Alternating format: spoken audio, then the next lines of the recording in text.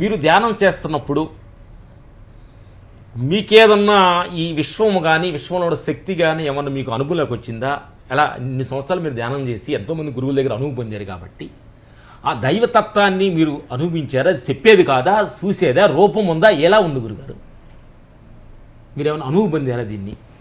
ఇప్పుడు మీ science technology పెరిగింది, కోటాను కోట్ల గెలాక్సీలు ఉంటున్నాయి అన్నంత వరకు చెప్పారు.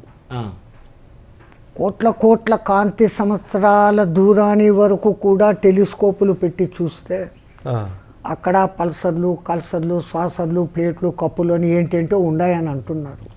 నక్షత్రాల పుట్టుక అంటున్నారు, బ్లాక్ హోల్స్ అంటున్నారు. పూర్తి ధ్యానంలోకి పోతే you are entering into one black hole. మొత్తం బ్లాకే. బ్లాక్ హోల్, బ్లాక్ హోల్ కాదు, బ్లాక్ హోల్. ఈ బ్లాక్ హోల్ యొక్క కొస ఎక్కడ ఉంటుంది అంటే కొన్ని కోట్ల కాంతి సంవత్సరాల దూరం అవతల క్లస్టర్లో ఉంటుంది.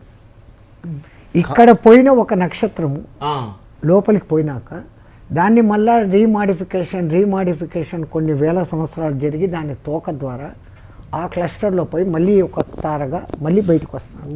ఇది రిప్యుటేషన్. పునరపి జననం, పునరపి మరణం, పునరపి.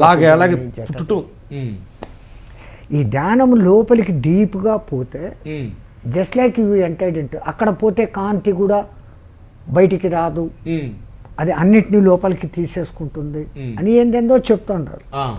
అక్కడ ఏమీ తీసుకోవడం లేదు. అక్కడ నేను అన్నటువంటి కాన్షియస్ ఉండదు.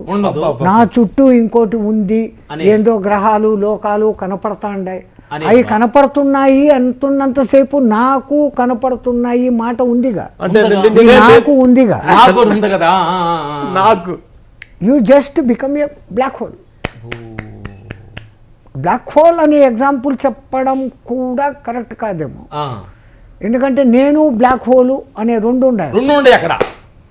ధ్యానంలోకి మీ అంతకు మీరు నిజమైన ధ్యాన స్థితిలోకి చేరుకుంటే everything is blank, that is black. అబ్బా, నేను లేదు, నువ్వు లేదు, అది లేదు, ఇది లేదు, అంత శూన్యం. అద్భుతం, అద్భుతం గురుగారు. వాడెవడో కవి అంటాడు కదా స్వామి, కళ్ళు మూస్తే ఏమీ లేదు, కళ్ళు తెరిస్తేనే అంత, ఇంకంతకు మించి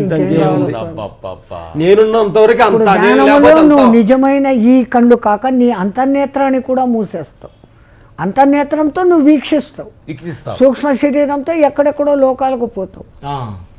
అదేదో సిద్ధాసనం అంటావు, ఇంకోటి hostel body, 7th plain, 8th plain, ఏమేమో ప్లేన్లు తిరుగుతావు. ఇవంతా తిరుగుతున్నా అంటే నేను తిరుగుతున్నాను ఉంది, రెండు ఉండే అక్కడ, అది లేదు, అక్కడ ఏం లేదు, బ్లాంక్.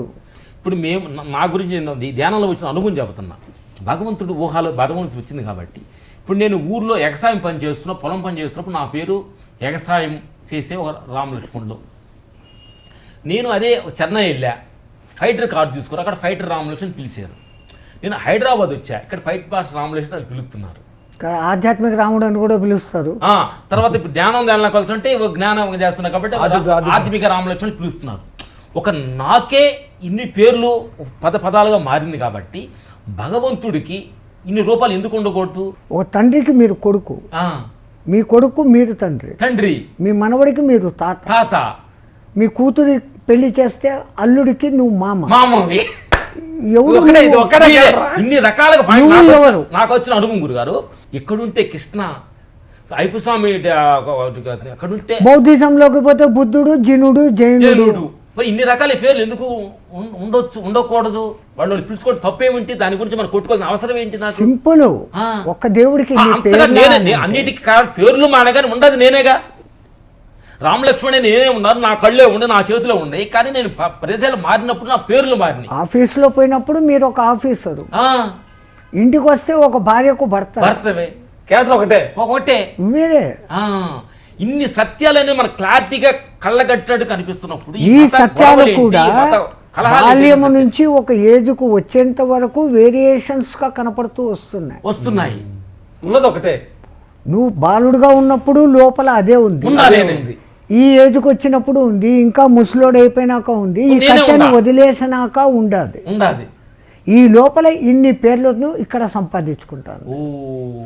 ఇది ఎట్లా ఇక్కడ ఇన్ని పేర్లు సంపాదించుకుంటాను?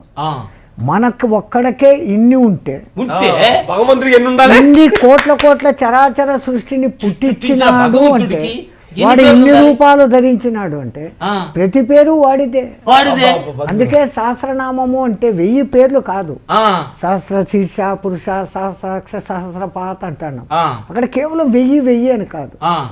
ఇన్ఫినిటీ నెంబర్ను 1000 అనే సంస్కృత పదంలో వాడతాం. ఓ. సహస్ర అంటే ఆ, ఇన్ఫినిటీ నెంబర్. సంఖ్యాశాస్త్రంలో మనకు కోటి, అద్భుతము, భూర్భుతము, మహాద్భుతము, శంఖము, పద్మము అనేసి ఇట్లా సంఖ్యల పేర్లు ఎవడికి రానంత లెక్కలు. ఒకటి పక్కన ఎన్ని సున్నాలు పడితే ఏమవుతుందో మన వాళ్ళు క్యాలిక్యులేషన్లో చెప్పి క్షోణి, అక్షోహిణి, అనంతము అనేసి అన్నారు. ఇన్ఫినిటీ. yes. ఆ ఇన్ఫినిటీ సహస్రం, సహస్ర శీర్ష పురుష. వాడికి 1000 తలకాయలు ఉన్నాయి. ఈ తలకాయలన్నీ అయ్యే అయ్యే కదా. చీమ తలకాయ నుంచి బ్యాక్టీరియా తలకాయ వరకు వాడిదే. వాడిదే. ఇంకా మరి ఇంకెవరు ఉన్నారు ఇక్కడ? 1000తో ఏం పోల్చడము?